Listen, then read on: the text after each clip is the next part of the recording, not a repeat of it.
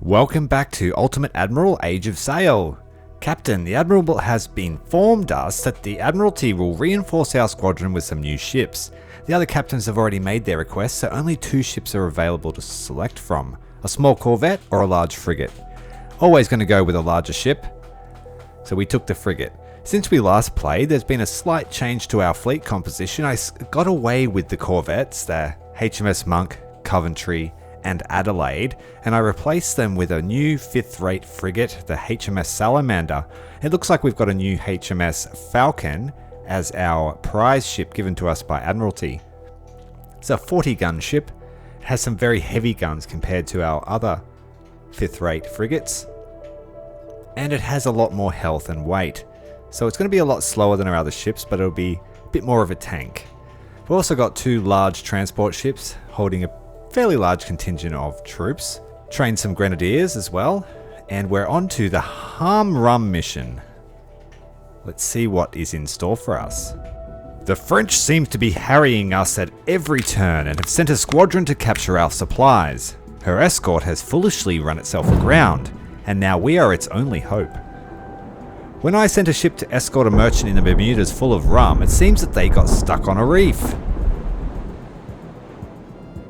Who would have thought that the rebels would intercept our rum so boldly? It seems that they did not yet have time to climb aboard, so we need to act quickly. We need to save the rum. Hopefully playing cat and mouse in the shallows will avoid major trouble. So we need to get full underway. Arrogante is a bit slow, so maybe we should detach the frigates. Who knows yet? We'll see what's happening. Whitby. Okay, Whitby seems to be... Not sure what's happening with that health bar. It seems to be charging up. Are they being boarded? HMS Pearl's taking some damage. Is that our rum supply? We need to get them out of there. Low draft ship, so we'll try and head through the shallows. Whitby has come under our control, but seems to have no sail power, or they've lost a bit of their mast. This boat looks like it's trying to run a boarding action on us. The American rebels don't have much in the way of fleet power compared to us. We are running a full squadron of frigates with a flagship of a ship of the line, so the last few missions have been very easy. Okay, we need to turn into these shallows before this boat gets to us. It looks like they want to board. I didn't think they could board that way, but they seem to be trying. Shoot them. Turn away. Or they're running for shore, maybe. Okay. Whitby's got her guns on. Whitby seems to be a large ship. Is that another frigate for us?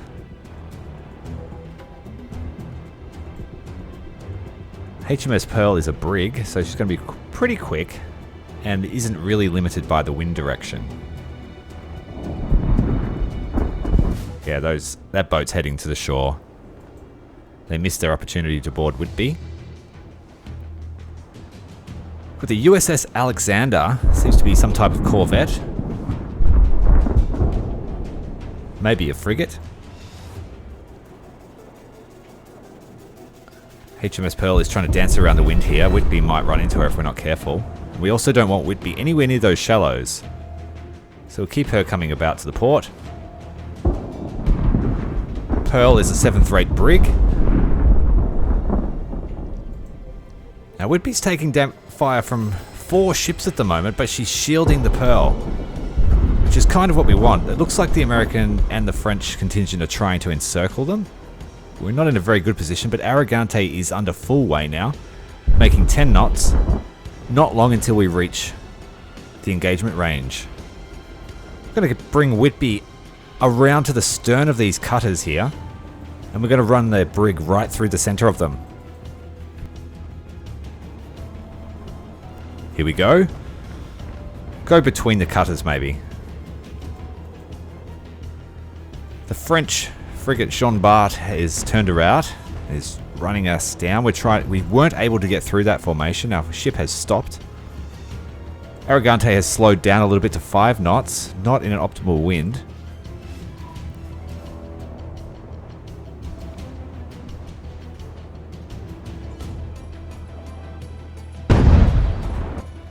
Porcupine class. It's not a ship we've seen before, I don't think. HMS Pearl is flagging down. We are kind of at a real disadvantage here. We need to hurry up. Not the fastest ships, but we certainly have got firepower, and that's one of the downsides of having a strong slow fleet. Is you can't always react as fast as you'd like. Whitby is in a bit of trouble here, actually. She keeps taking raking fire from all of the ships. Pearl is about to run aground on this reef if she's not careful. We don't want to really try and break through the line here this time. She's a lot faster than these guys, making 14 knots. Optimal angle on the wind. Whitby doesn't have a lot of options. She's still crammed up against the reef, but the reinforcements have arrived. Aragante's about to have her 24-pounders onto this cutter here. Some long-range salvo at max range, about 1,200 yards. HMS Pearl has surrendered. We've lost the Pearl. I'm pretty sure Whitby has the RUM. I'm not sure how it's working right now.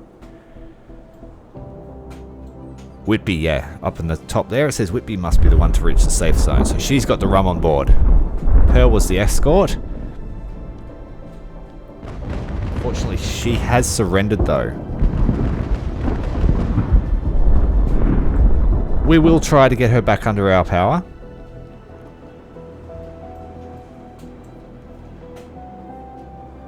Aragante is going to make her way to try and cut off USS Alexander, the Cerberus class. Low waterline shots, try and get a powder room detonation. Bit of a glitch there in the game.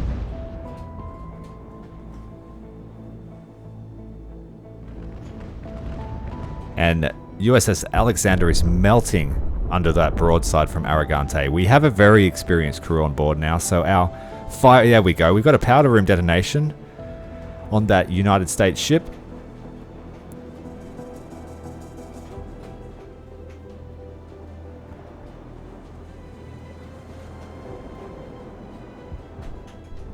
Now, there's not much left for them to do. Royal George is going to take shots on the starboard guns at this cutter over in the shallows. And she's going to run up astern on the USS Scout. Aragante is crossing the T on the formation. And thus, the enemy are going to pay for it. They can't really maneuver now. They have a burning hulk at the start of the formation. Jean Bart would have to turn hard to starboard to avoid that. So now she's got to go on the port side. And that sort of leaves us a corridor to funnel her down. And then Royal George can come up on the port side of the rest of the formation and pick them off slowly. Starting with the rear escort. HMS Pearl is still surrendered, so she didn't actually formally surrender to the United States. She's just not a combatant anymore. So the Jean Bart actually did make a hard starboard turn to avoid the hulk.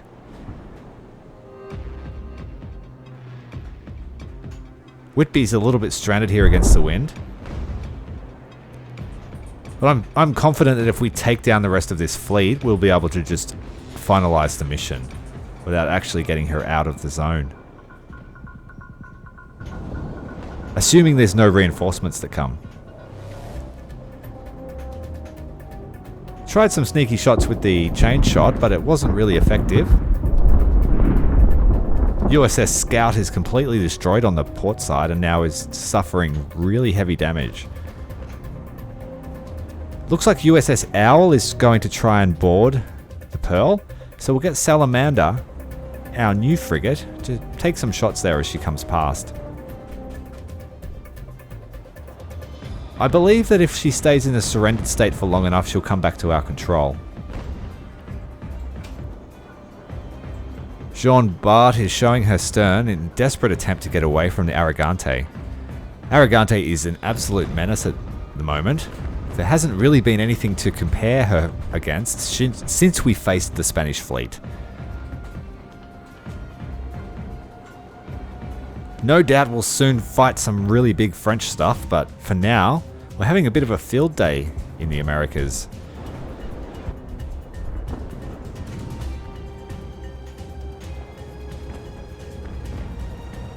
The British Navy certainly did have dominance over the United States Navy, especially in the early stages.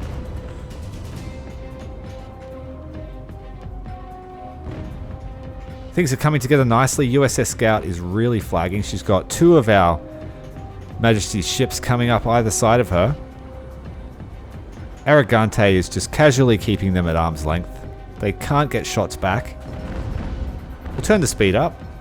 USS Scout has surrendered. USS Owl is on fire, and the Pearl has come back under our control. Despite sending some extra crew out there to try and recover her, it seems like it happened without our assistance. Now USS Owl's given up the fight and they're just trying to run. The Ariane is the only ship that hasn't really taken any damage, but Royal George is putting up some pursuit there. Everyone else seems to be at a standstill. What's going on here? We'll get Pearl back into formation. Falcon and Salamander have finished off the Owl. The French ship has detonated and is on fire. Another burning hulk there to deal with. And now we're well underway. We'll get a crew into the USS Scout, simply because that's a prize sitting there to be taken. We don't really need the small ships anymore. I don't foresee myself needing them. That's why I got rid of the corvettes. Frigates have become our new corvette, I think. They're our new fast ship. Oh, Ariane is coming in hard here. Changed to grape shot. Is she going to try and board? Or is it just unfortunate that she came that way? We'll match speed and we'll try and board her instead. Get a free French ship. She's coming in pretty hard. It might be a collision here. Yep, there's been a collision. Royal George has commenced the boarding. Fairly experienced crew. They're our second most experienced crew. And they have proven their worth many times. They were the leader of the flying squadron for 2-3 missions. But now the flying squadron has evolved. And it's a frigate gang. There we go. Ariane is now ours and we have completed the mission. A nice, quick, easy mission. We saved the Whitby. We captured and destroyed all the enemies. We did have a wounded officer. We captured the Ariane and the USS Scout. Very nice outcome. So we've topped that off with a steam achievement because they're always good to get. We'll quickly repair the fleet and we'll do a second mission because this one that was really quick and easy. We have another large troop transport in the form of the RUM ship, the Whitby. So we'll try and crew her up. We've got a significant amount of funds, 57,000. It's not too bad at all. We are losing money every turn due to our rank and the size of our fleet. We have a lot of powerful ships relatively, and the Arrogante is lending a lot of our success. I don't really need these ships, so I will send them to Admiralty for the extra reputation. And we'll just get straight into the next combat mission, which is another naval mission. Just a clash. Enemy forces are operating in the area and you have orders to destroy them. So this looks like a straightforward naval clash. We've got two lines or 2 wings to assault with. Looks like a small force to engage. So it looks like it may be another quick and easy mission.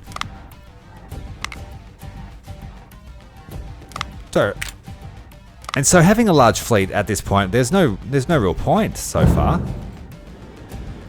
Sir, I think we've bitten off more than we can chew. Our reconnaissance parties are the laziest monkeys in this hemisphere. It's not a single enemy ship. It's a fleet. I think there's no shame in retreating, sir.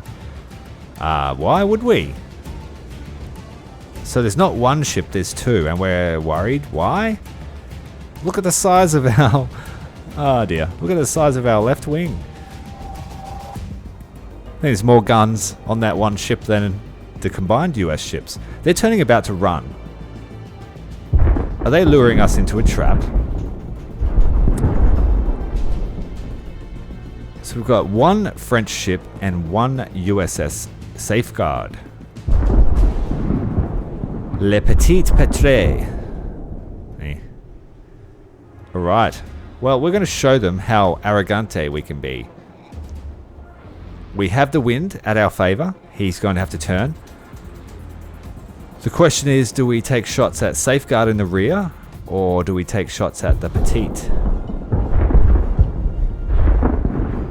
It's a fair bit of angling there, so we don't really want to waste our shots. Try and hit square onto the hull. Nice penetration. We did actually, I forgot to mention, we did upgrade the guns in the Arrogante, so the short range guns are a little bit better than previously. We still can't afford to upgrade the 24 pounders, simply due to availability and not having enough in stock to actually fill a ship with them. So things are looking fairly easy for this engagement. Second ships open up on USS Safeguard. Petite is well and truly engaged with Arrogante, and we are making short work of her hull. They seem to be attempting to take our sails out, possibly in an attempt to run. HMS Falcon and Salamander are coming up astern. They're a little bit slower, so they may not catch up. We may need to try and slow this formation down a bit. So we're going to wiggle our way through so we can fight them with both sides of our ship of the line. USF Safeguard taking some brutal damage there. And Le Petite is coming around, and she's going to assist us with this double engagement. We may even get to ram the Safeguard.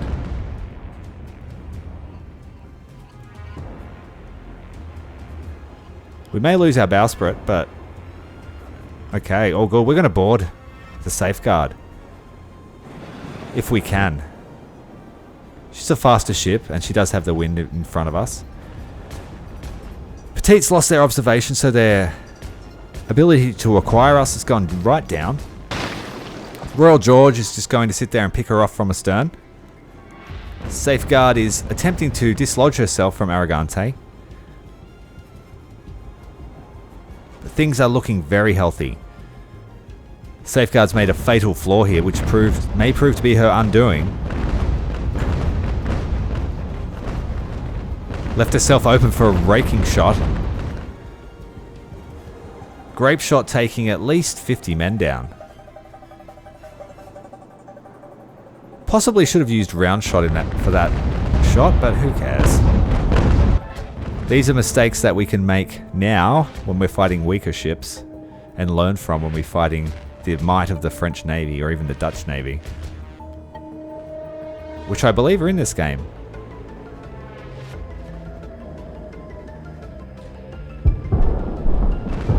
She's looking a bit battered there, listing to the port side, despite the wind pushing her from that side.